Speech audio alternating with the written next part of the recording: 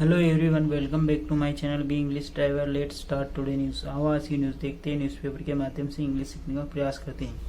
हसीना's prolonged stay in India would not hurt our ties with Delhi, Bangladesh. हसीना's prolonged stay in India would not hurt our ties with Delhi. हसीना का prolong यानी लंबा ठहराव, in India यानी भारत में हसीना का लंबा ठहराव, वुड नॉट हर्ट वो हमें चोट नहीं पहुंचाएगा हमारी टाइज यानी हमारे संबंधों को, हमारे समझौतों को, विद दिल्ली के साथ बांग्लादेश का ऐसा कहना है। ठीक है ना।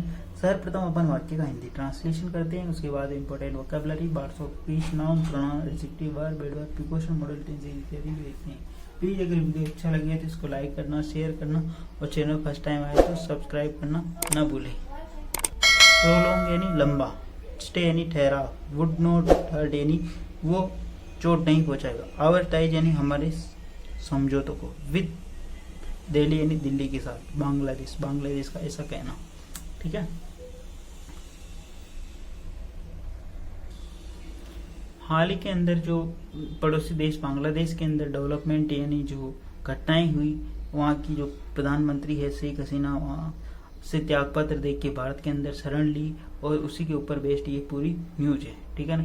2-3 बार इससे पहले भी अपन ने ये न्यूज कवर की थी और कंटिन्यू इसके बारे में अपन जैसे जैसे नई चीजें आएंगी कवर करते रहेंगे और नए वर्ड भी यहाँ पे अपने को सीखने को मिलते हैं।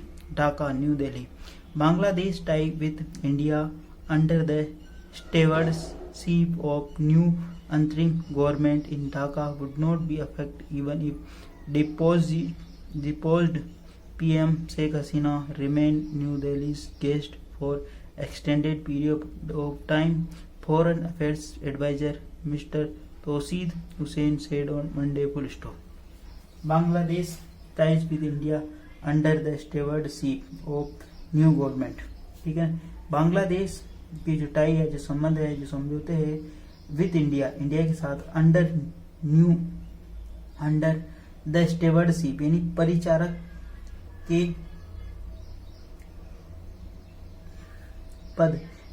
के पद के रूप में जो नए अंतरिम गवर्नमेंट है ढाका, वुड नॉट अफेक्ट वो प्रभावित नहीं होगी, इवन इफ द डिपोज्ड अपदस्थ पीएम शेख हसीना रिमेन यानी बने रहने के बाद न्यू दिल्ली यानी दिल्ली के अंदर फॉर द गेस्ट के रूप में, एक्सटेंड यानी जो कि एक्सटेंड बढ़ाया गया the period of time, foreign affairs adviser mister तौसीद Hussain said Monday.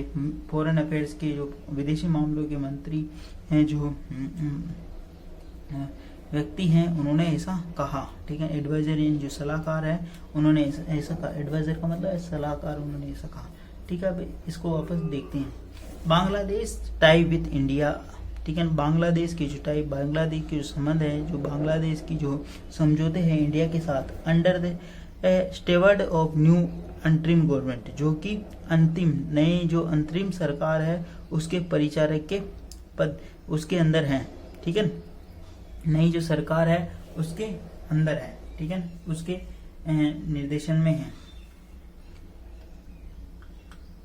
In Dhaka would not be affect even if, ये अफेक्ट नहीं होंगे, ये प्रभावित नहीं होंगे, even if deposed PM Sheikh Hasina, जो कि यदि पीएम जो अपदस्थ, डिपोज्ड का मतलब होता है अपदस्थ पीएम शेख हसीना रिमेन यानी बनी रहती है न्यू दिल्ली में, न्यू दिल्ली के अंदर अगर वो बनी रहती है तो भी उनके संबंधों को कोई आंच नहीं आएगी। कहने का मतलब ये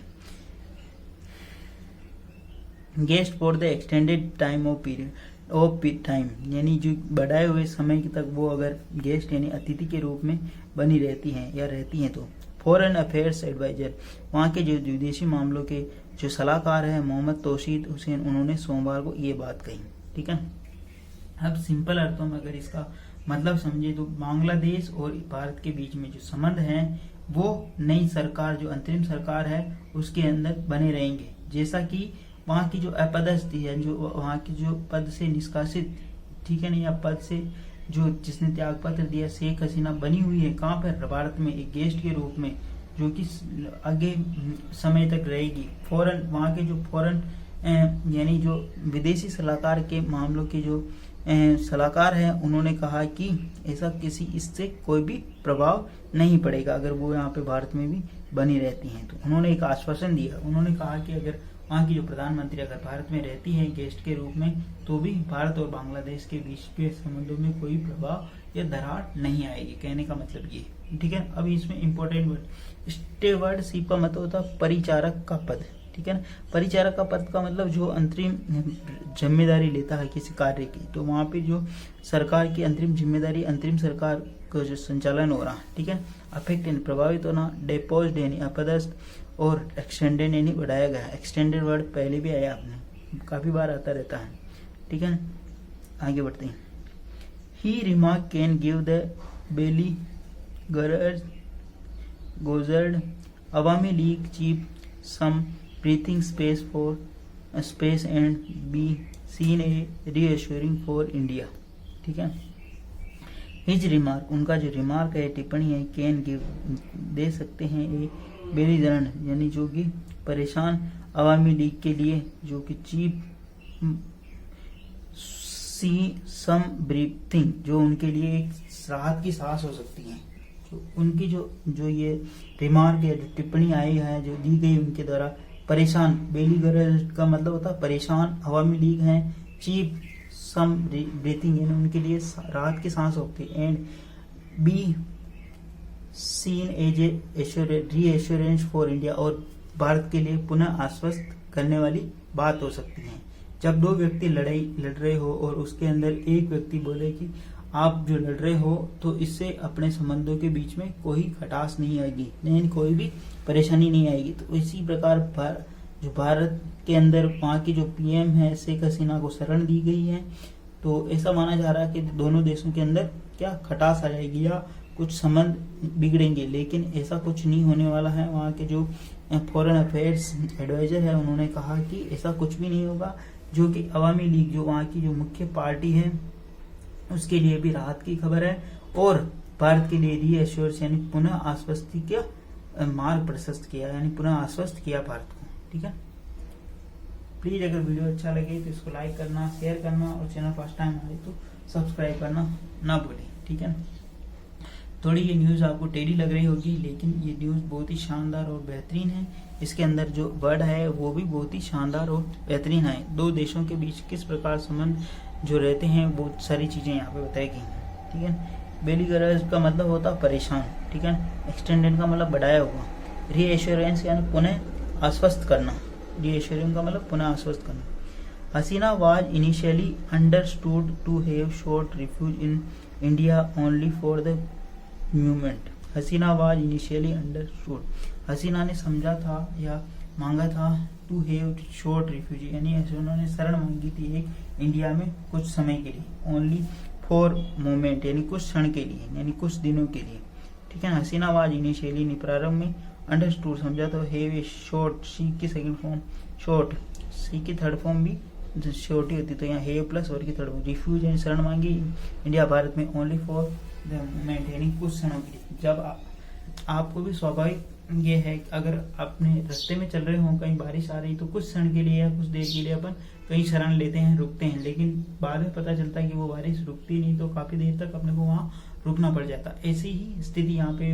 पीएम जो है वहां शेख हसीना, उन्होंने भारत में शरण ली, लेकिन अब स्थिति कब तक नॉर्मल होती वहां पर, इसलिए वो तब तक उनको यहाँ पे भारत में रहना होगा, कहने का मतलब ये, ठीक है।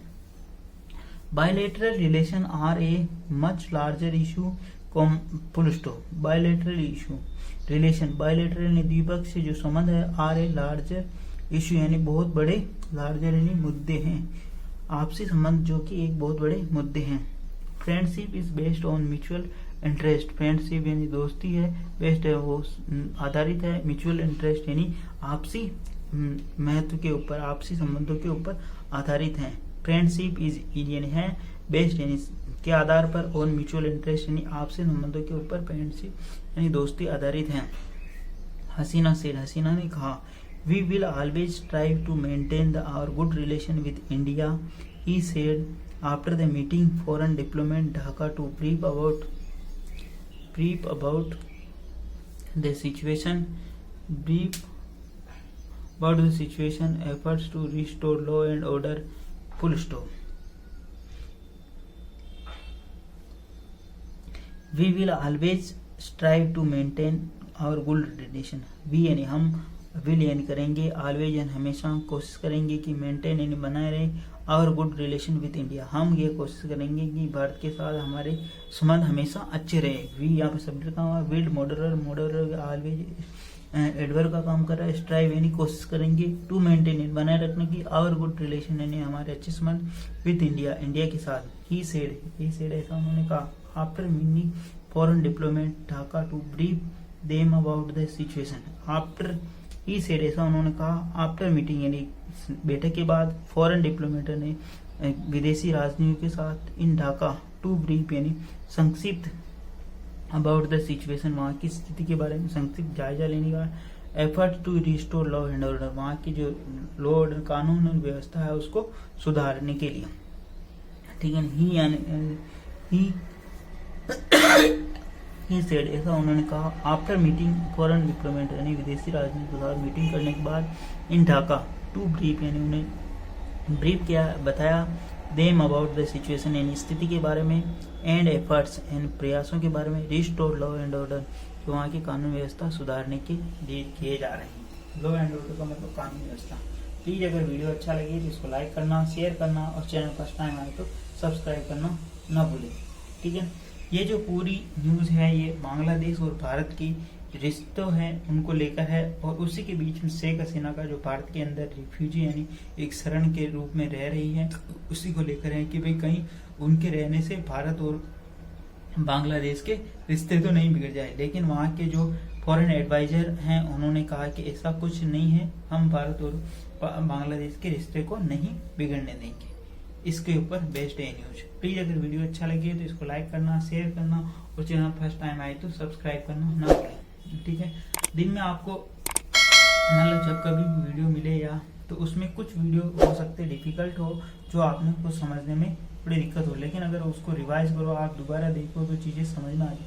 और उसके बावजूद भी अगर कोई चीज़ समझ में नहीं आ रही हो तो आप कमेंट्स कर सकते हो. ठीक है. प्लीज़ अगर वीडियो अच्छा लगी तो इसको लाइक करना, शेयर करना और चैनल फर्स्ट टाइम आए तो सब्सक्राइब करना ना भूलें. धन्यवाद.